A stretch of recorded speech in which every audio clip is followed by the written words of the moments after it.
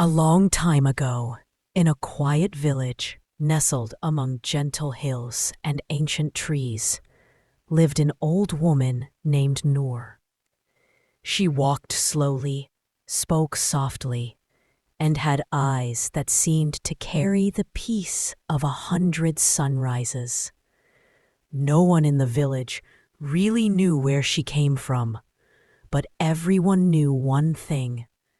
If you ever felt lost, you'd somehow find yourself standing at the doorstep of her little wooden cottage, drawn by something you couldn't explain.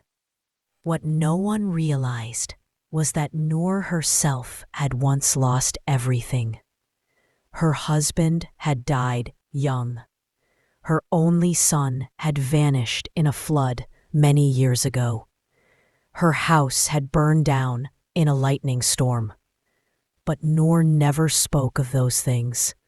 Instead, she buried her pain deep in the soil of patience and rebuilt her life quietly.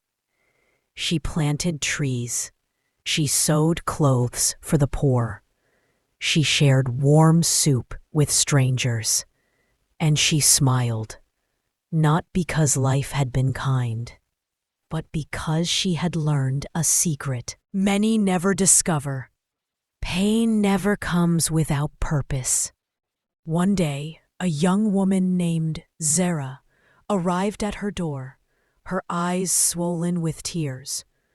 "I've prayed for years," she said, her voice breaking. "I did everything right, but life keeps shutting its doors on me. It feels like God has no plan for me at all." Noor listened quietly, then asked softly, "Have you ever seen me inside of a cocoon?" Zara shook her head. Noor smiled gently. "It's dark. It's tight. The caterpillar probably thinks it's dying. But without that darkness, there would be no butterfly." She paused, then continued. "Some growth only happens in silence. Some answers only come after the waiting." Zara wiped her face.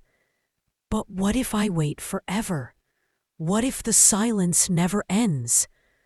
Noor slowly stood and walked to a shelf. From it, she picked up a small glass jar and handed it to Zara. Inside was a single dry olive seed. "Do you know how long it takes for an olive seed to grow strong?" Noor asked.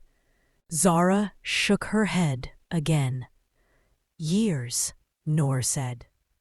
"First, it grows downward.